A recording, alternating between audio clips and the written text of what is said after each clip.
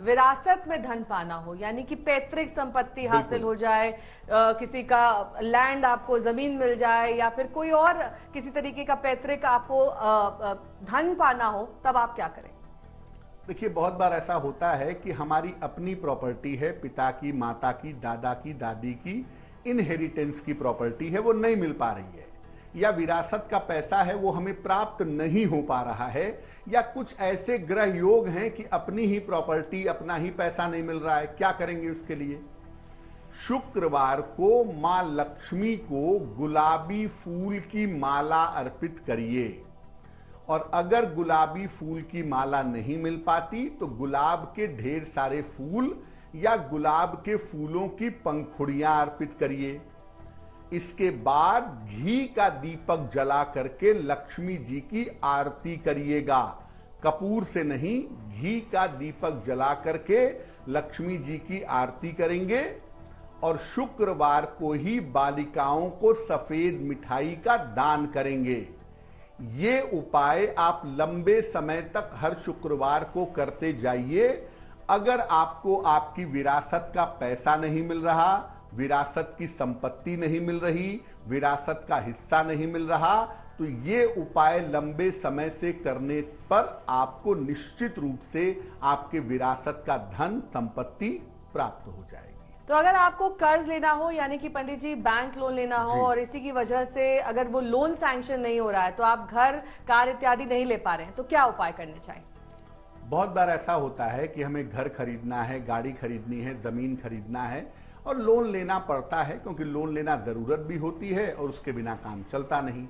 अब लोन आपका सैंक्शन नहीं हो पा रहा है, लोन नहीं मिल पा रहा है, क्या उपाय करें कि लोन समय से मिले भी और समय से चुके भी? शुक्रवार के दिन एक नीम की छोटी सी लकड़ी ले आइए, उसे पानी से धो करके साफ कर लीजिए, शीशे के एक बर्तन में नमक मिला हुआ पानी रखिए और उसमें वो नीम की लकड़ी डाल दीजिए, उसको सुरक्षित किसी एक कोने में रख दीजिएगा। 1 से सवा महीने के अंदर आपका लोन सैंक्शन हो जाएगा, लोन निश्चित रूप से आपको प्राप्त होगा।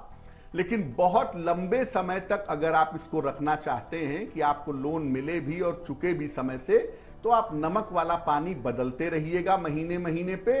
जो नीम की लकड़ी है वो एज इट इज वैसे ही उस पात्र में पड़ी रहेगी। जब आप लोन चुका लेंगे, तब 2-3 साल 4 साल जितना भी समय लगे, तब आप उस नीम की लकड़ी को ले जा करके बहते हुए जल में प्रवाहित कर दीजिएगा।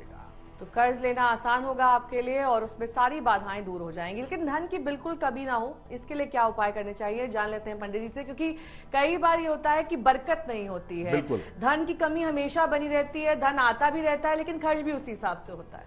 बिल्कुल, देखिए नेहा जी ने बिल्कुल सही बात कही कि पैसा बहुत आता है लेकिन बरकत नहीं होती है। जरूरत पे पैसा नहीं होता है, या धन की कमी हमेशा अनुभव होती रहती है। इसके लिए क्या उपाय करेंगे? एक सफेद स्फटिक की माला ले लीजिए, बहुत सस्ती सी माला है, बहुत महंगी नहीं है। तो एक सफेद स्फटिक की माला ले लें, उसे कुछ देर गुलाब जल में, एक पात्र में, कटोरी में गुलाब जल रखें और उसमें उस माला को जल में भिगा लें। इसके बाद उसी माला से ओम श्रीं श्रीयै नमः, ओम श्रीं श्रीयै नमः इस मंत्र का 108 बार जप कर लें और इसके बाद इस माला को धारण कर लें।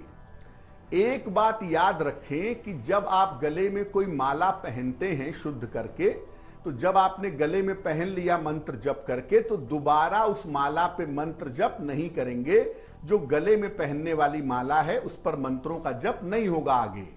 और दूसरी बात, रात में सोते समय स्फटिक की माला पहनते हो, रुद्राक्ष की माला पहनते हो, रात में सोते समय वो माला अपने गले से निकाल दीजिएगा और सुबह उठ करके स्नान करने के बाद दोबारा उस माला को पहन लीजिएगा।